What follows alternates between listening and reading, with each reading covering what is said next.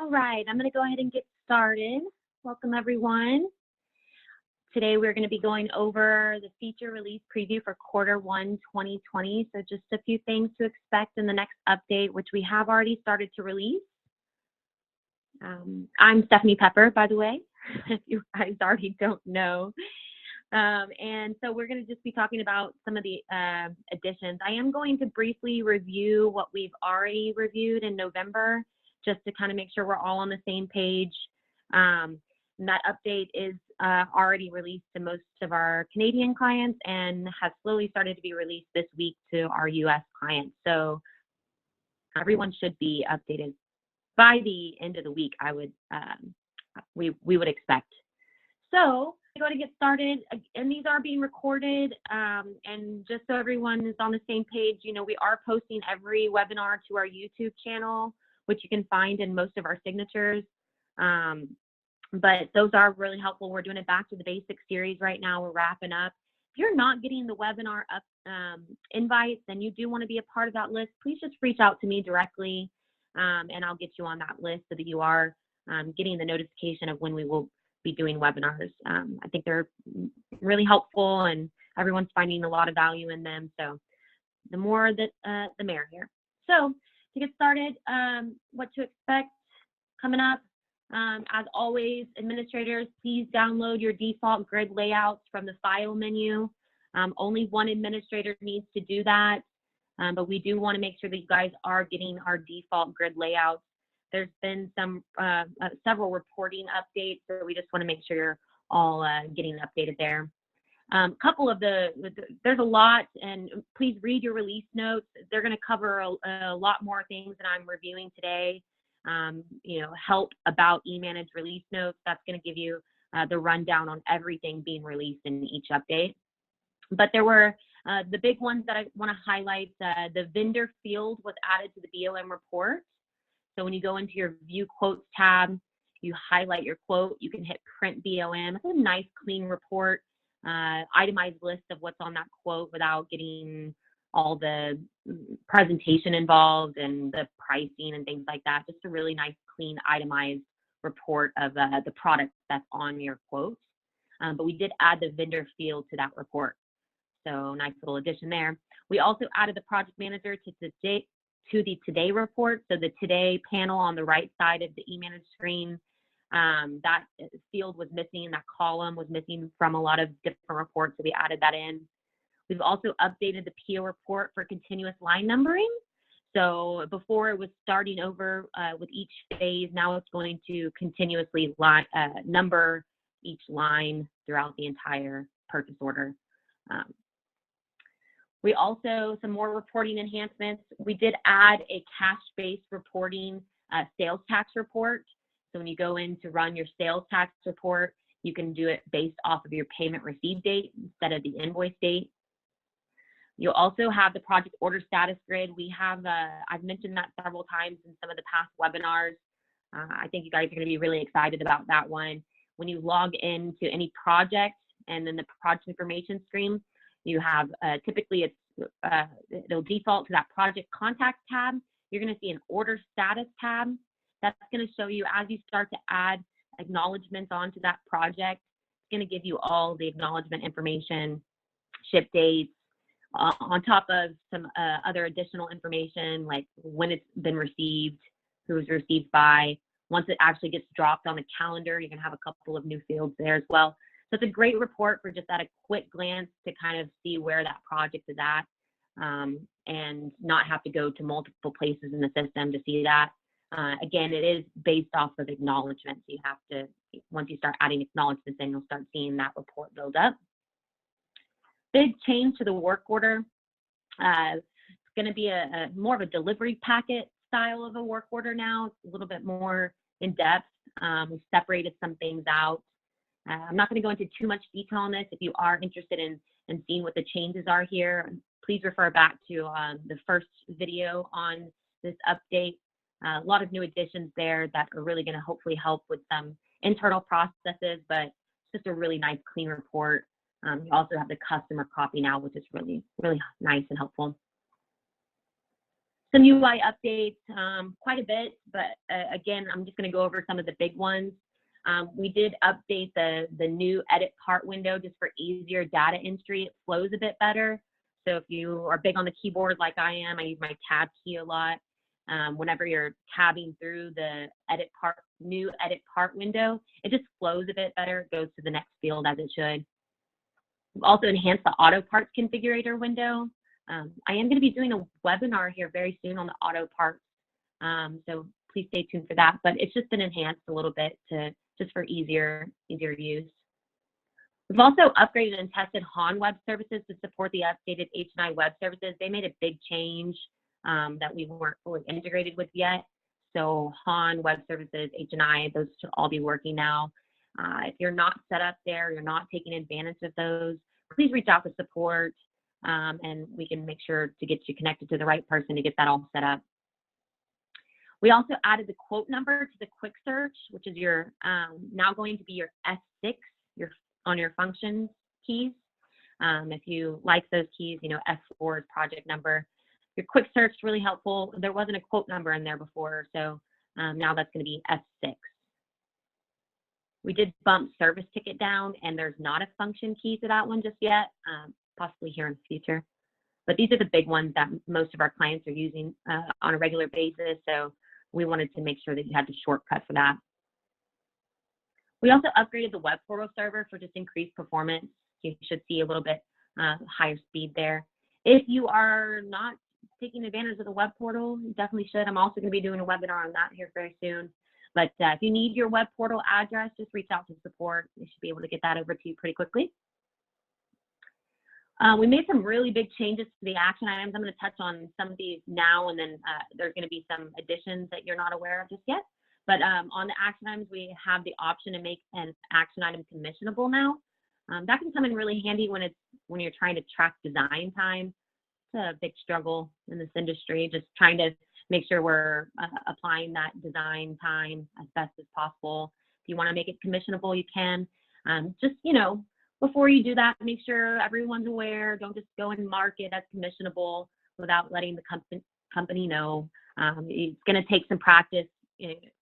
I think most of us are pretty good about it, but we are human, so we do forget to close out our action items sometimes.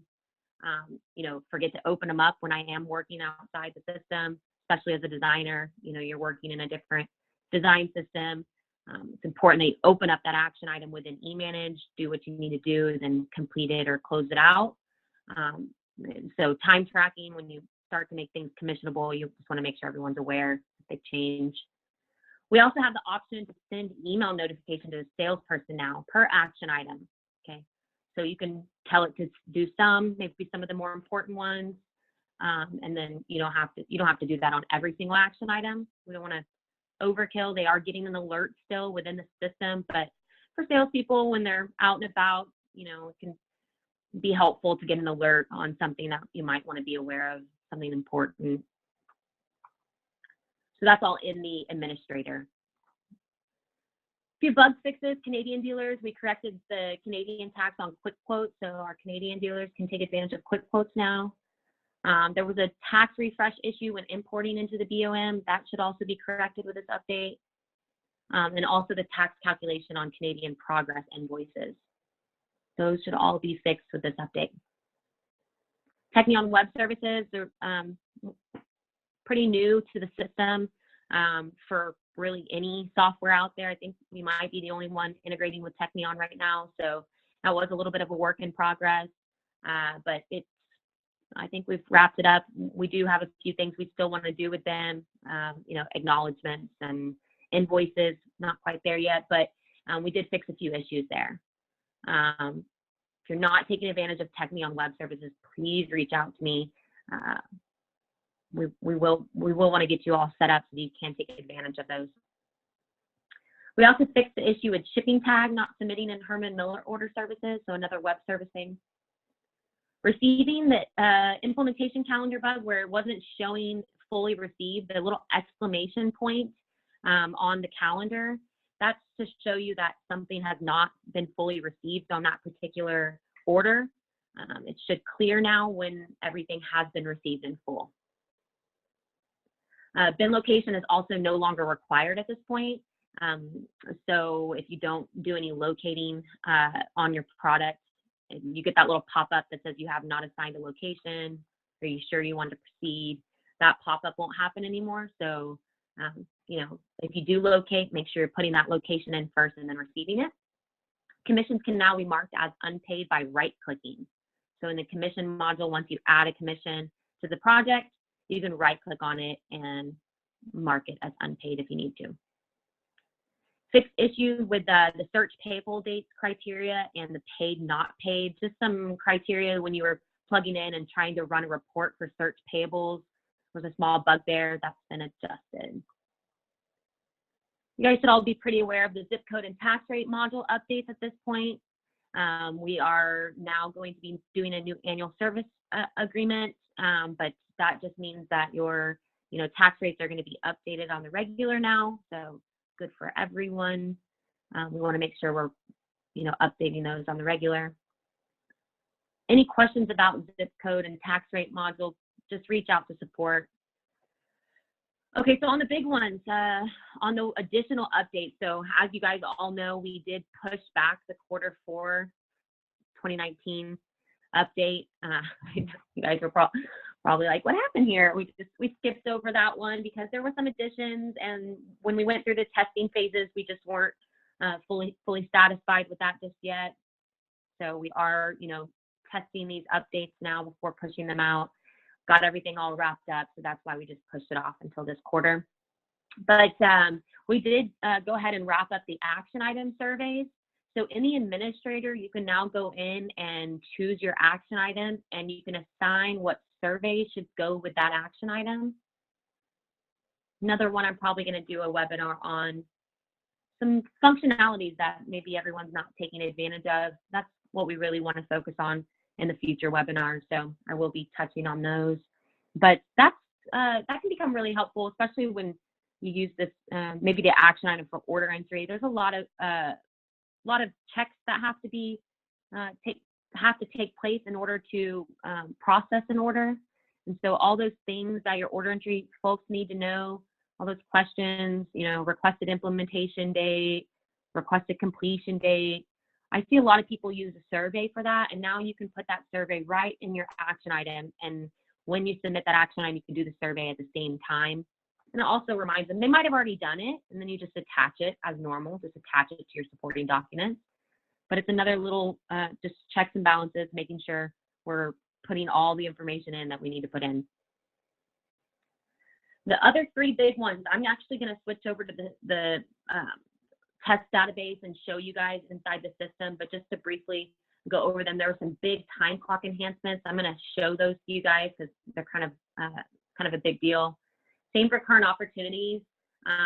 There's some fields in the current opportunities that were kind of meaningless. They didn't really have meaning behind them, and so we're putting meaning behind some of these things now. So we want to make sure that it's super clear what these are. There's two different fields in the current opportunities. A lot of people are just using that approximate value, which is now definitely all of the most likely quotes and orders for the entire project. So if you've already processed an order and now you've got another quote on the project and you're running it through, that approximate value is going to change as long as you have it set up in the system that way, which we definitely highly recommend. That you have your approximate value updated based off of your quote values. So if you have that set up, this is going to definitely be updating based off of those. But what's changed is this estimated sale. That is your most likely quotes not yet booked. So that really is now your value per quote, because the big change in current opportunities is that we now are going to base it off of quotes. So if you've already processed something on that particular project and it's moved on to current backlog, it just falls out of current opportunities. And now what happens whenever you go and process a new quote, additional furniture or punch list, whatever that might be, it wasn't populating back into the current opportunities because it showed as a booked project. So now it's going to actually show based off of each quote. So that's going to be a huge change, and that means that there's going to be quite a bit of updating that you guys need to do. And I'm going to go over that in the actual system in just a moment. I'm going to save Hayworth and Herman Miller Web Services for the end. I'm going to field some questions after I go over time clock enhancements and current opportunities. And then I'll let you guys go. If you're not a Hayworth or a Herman Miller dealer, I'm not going to bog you down with these changes here. So I'll let you know when you can be dismissed, and we'll cover those with just my Hayworth and Herman Miller dealers. So to talk about the time clock enhancements, right when you open up the time clock now, it's going to be, if you're a user in the system and you are shown to be on the time clock, it's going to default to your name automatically. You can see they're now check boxes. So before you actually had to highlight them, now they're check boxes. And like I said, it's going to default to your name automatically. From there, you can check more people off if you need to. Okay. We updated the calendar, so it just looks a little bit better there. It's also, it's going to default to the day. So right when I open up the time clock, it defaulted to my name and today's date, plugged in today's date. You can then flip it if you need to, but this is really helpful for people who are punching the time clock on a daily basis. Now all I would have to do is come in here. I don't have to select my name, the date, or anything. I can just go right here, hit current, and save, and it'll clock me in. Okay. Another big thing, what it's doing here is it's going to save anything that you've done, the last thing that you've done. So if I did a few different people here, and I highlighted the 13th, and I plugged in, maybe I'm punching time from the day before. I'm plugging that in there.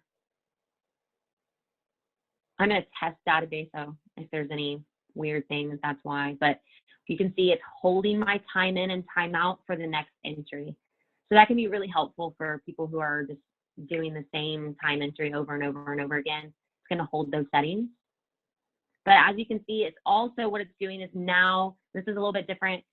There are going to be several updates to continue to enhance the time clock, but this is where we're at right now. We're trying to just slowly enhance it for, multiple entries at one time, things like that you weren't able to do before. That's the big one. But what it now is going to do is expose everybody down here at the bottom. So if I was clocking in today, if I had multiple people clocked in that same day, everybody's going to show down here. So I would need to find my name, highlight my name, double click, and then clock out from there. Update it from there. You can see I'm not putting in a project or job or anything. It's not required on my particular employee file, but if it is required, project number would need to be entered up here. Another thing what it's doing here under project job is it's only going to show you everything that's active here, not canceled, all your active jobs. But if you click all, that's going to show you everything. Okay, like all the jobs canceled, completed, doesn't matter. We've updated and just simplified the UI a little bit, but the big thing, like I said, is adding several at the same time. This could be really helpful. If there's any issues or questions with the time clock, please reach out to support. Let us know and we'll get it fixed right away. We have done some pretty thorough testing here, so there shouldn't be any problems, but just let us know. All right. The current opportunities, the big thing here is, like I said, now it's going to expose them by quote. So you can see here the very first column on our default grid layout. So again, make sure you go into File, Import Default Grid Layout to get them the updated grid from our database, because this one's going to be a really big change. And then you can edit it from there if you need to change it.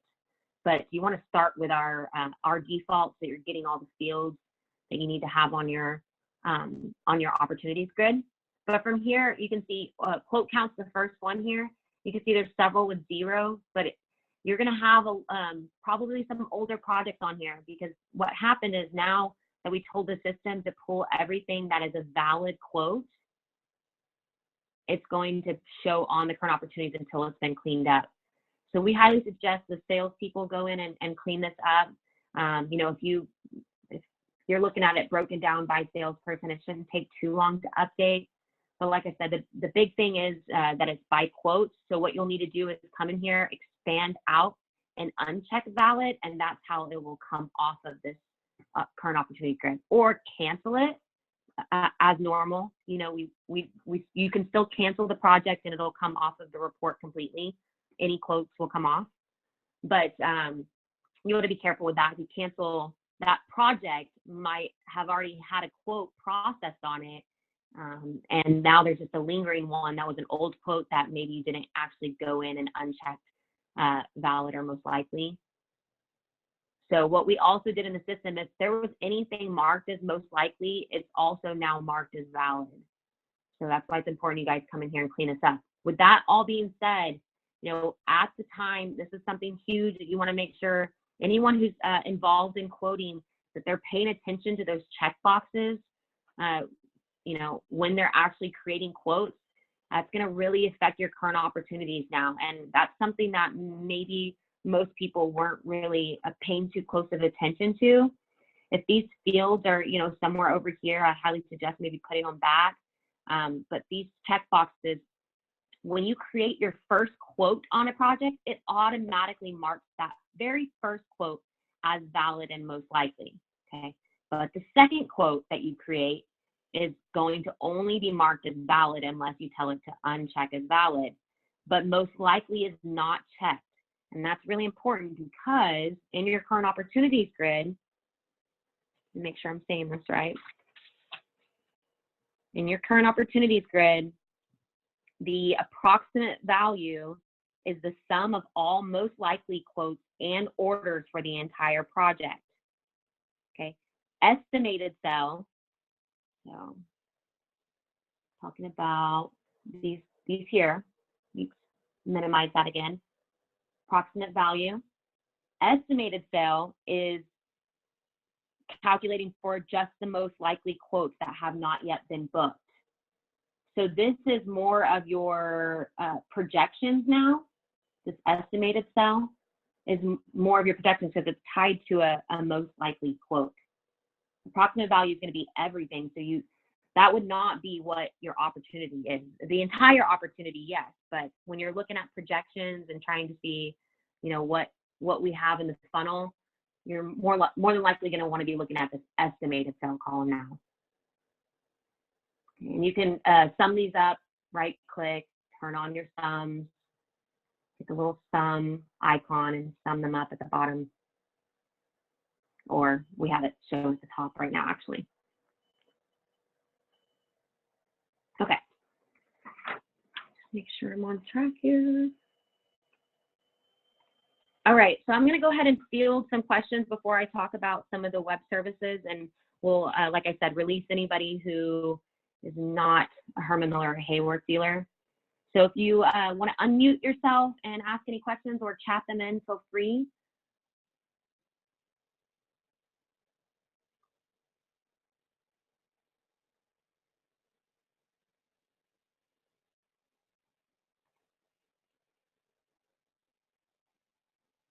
Got a question coming in. How do we change the current opportunities grid? Not quite sure I understand the question. Changing, you mean like manipulating and adjusting columns and things like that?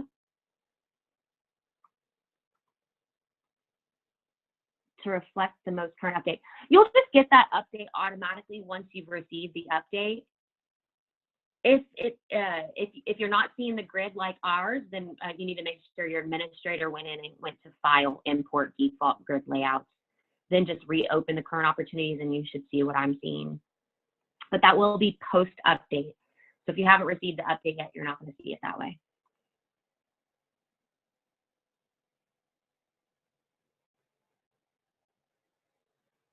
Can the time clock entries be pushed through to QuickBooks as a cost?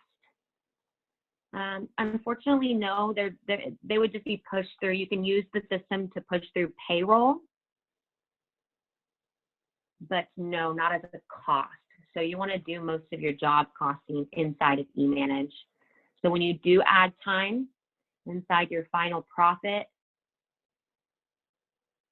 if you have your system marked as In the administrator, you have a setting that you can tell the system to use actual time from labor, actual timesheets. But inside each project, you have timesheet cost, labor cost, and that's where your costing comes into play, and that will affect your fine profits. What we typically suggest, if you want to have all of that in QuickBooks as well, that would just be a journal cost.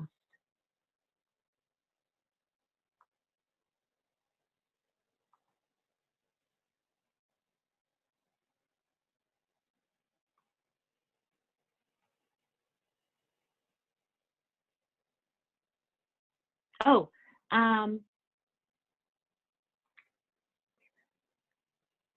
oh, sorry, Sarah. Okay, so also, if for some reason you're seeing some approximate values at 0, that might mean that you don't have any quotes on that job.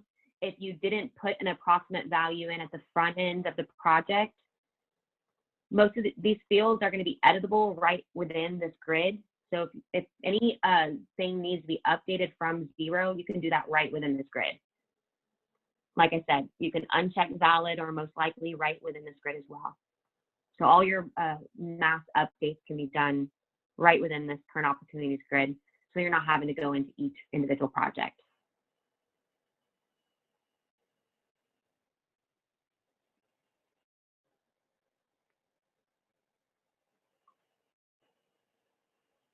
I'm going to wait just a few more minutes for any questions that you guys might be discussing to come in.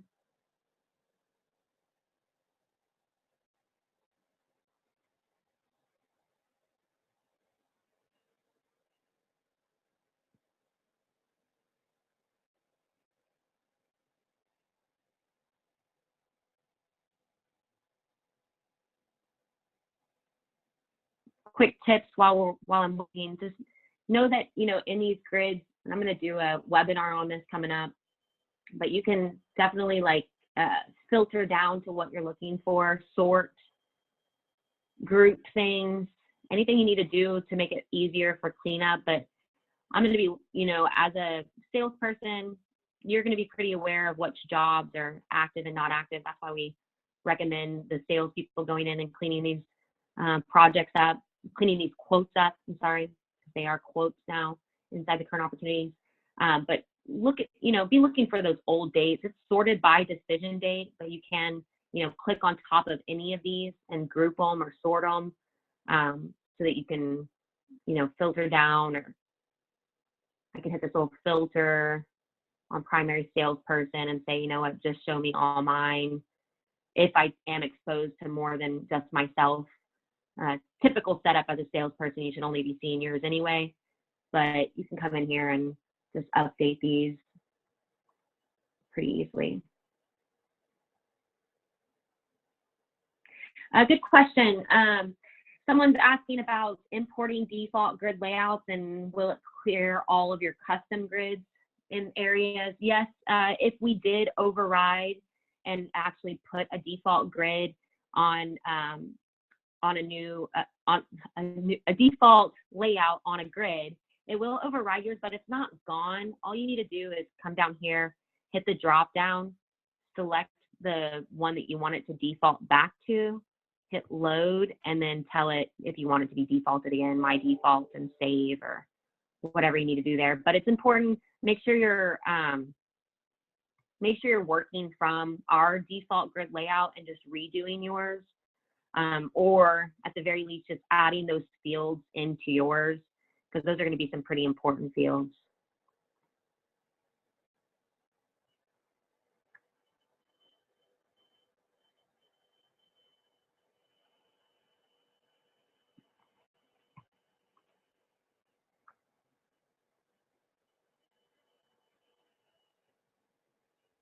All right, I'm going to wait one more minute.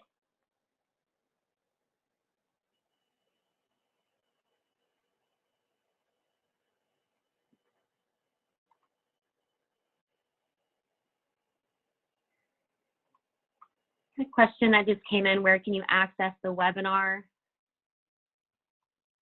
YouTube, youtube.com/c/emanage1. It's also in all of our signatures. If you've ever emailed support or myself, there should be a link in our signatures. But here it is, youtube.com/c/emanage1. And if you are doing the Back to the Basics series, it's in a playlist. So when you play the first one, when you're done with that one, it'll just go into part 2 automatically. But I am posting the webinars as well. You can go back and find, the webinars on the feature releases. You can go back and find those as well. And then this is just going to keep expanding. Quick, short videos is my goal. You can see some of these webinars are getting kind of lengthy, but quick, short webinars are my goal this year. That way you can just quickly go watch something, how-to videos. No, nobody wants to watch an hour-long video. All right, I'm going to go ahead and get into some of the Hayworth and Herman Miller web services. It shouldn't take too much longer. So if there's anybody who's not a Hayworth or Herman Miller dealer, feel free to punch out. Thank you for coming. If you have any questions, please reach out to support. You can reach out to me anytime directly if you need to. I might point you in the direction of support, but feel free to reach out to any of us. We're here for you guys. All right, so the big update for Hayworth and Herman Miller Web Services, specifically for our Canadian dealers or any U.S. dealers that have to get charged tax by the manufacturer. Your automatic processing of those invoices are now going to work just fine inside of batch entry. So batch entry, Hayworth Web Services, or Herman Miller if you're a Herman Miller dealer. And download and process documents. You can have invoices checked, download, highlight, process selected. You should have no problems there now. But there is some setup that has to take place in order for that to all work correctly. You have to have your GST and PST templates set on payable if you're a Canadian dealer. Okay, so you should already have that done. If you're a US dealer and you get charged tax by the vendor, the big change here now is going to be these two drop downs right here on the vendor record. So vendor with tax account, vendor non-with tax account. They could be the same, but I'm sorry, I take that back. They wouldn't be the same, I don't think. But it depends on your setup. But if you don't take advantage of the with, then you'll just do the non-with tax account, and then you don't have to worry about that. But you want to set up those tax accounts. That way when you are processing, and this is, again, just U.S. dealers who get charged tax by their vendor. You will need to set this up on the vendor record. So now what you will also see, if you are a U.S. dealer,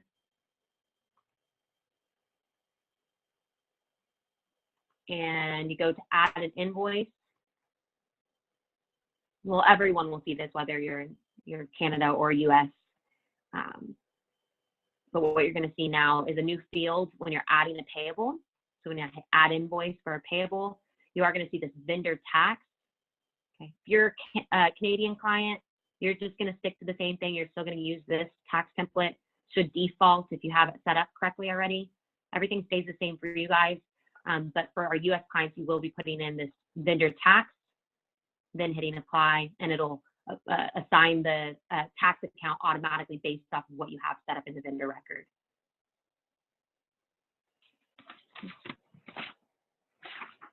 So that's the big change there. Yeah, that's it. I thought that was going to take way longer than it did, but got a question coming in. My understanding was that the tax is being pulled from the ship to customer on the PO, not the vendor. This is for when you get charged tax by your vendor. So not sales tax from your customer, Sarah. So you are correct on that. The tax is being pulled from, but that's all based off of the install location set up on the project, not necessarily the PO. If you get charged tax by your vendor, you just have to input that in. You're going to input the tax. It's not going to do any auto calculating unless you're a Canadian client. You have certain tax rates for the different provinces, if I'm saying that right.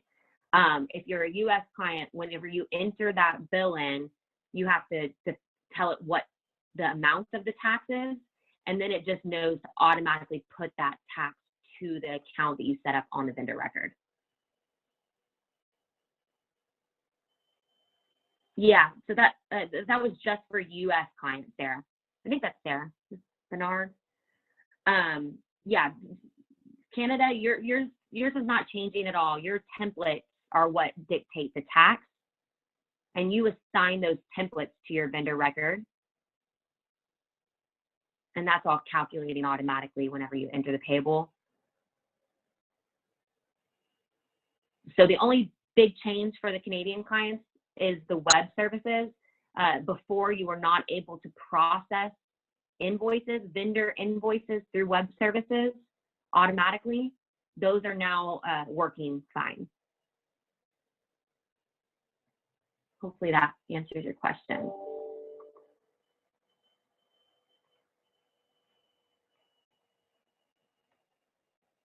Any other questions? Oh, got one more coming in.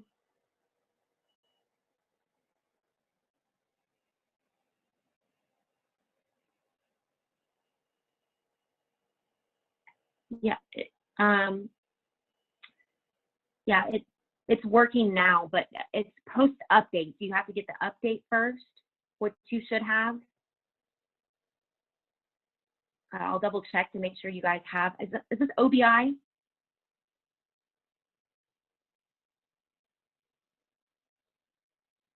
Yeah.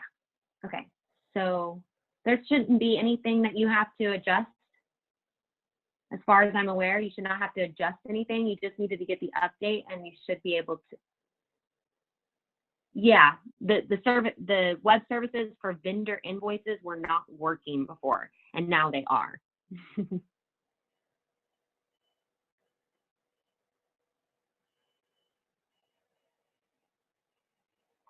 Herman Miller, right? Or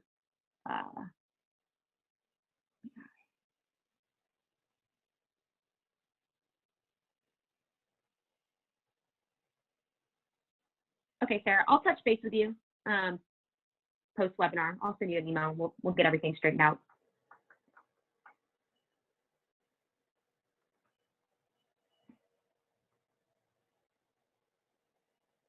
Any other questions?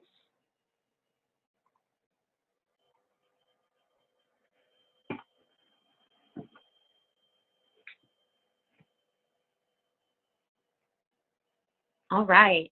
Appreciate you guys' time. If there are any questions or issues post update with anything that we just reviewed, please reach out to support. Let us know. Information's on the screen there, how to reach us. I've put Ravi on here, but he wasn't on this one. Let everyone say hi, Ravi. Appreciate your time. Hope you guys are loving the new update when you do get it. Please reach out to us for any feedback, issues, suggestions. We love to hear it. Otherwise, stay tuned for the next webinar. Hope you guys have a wonderful week.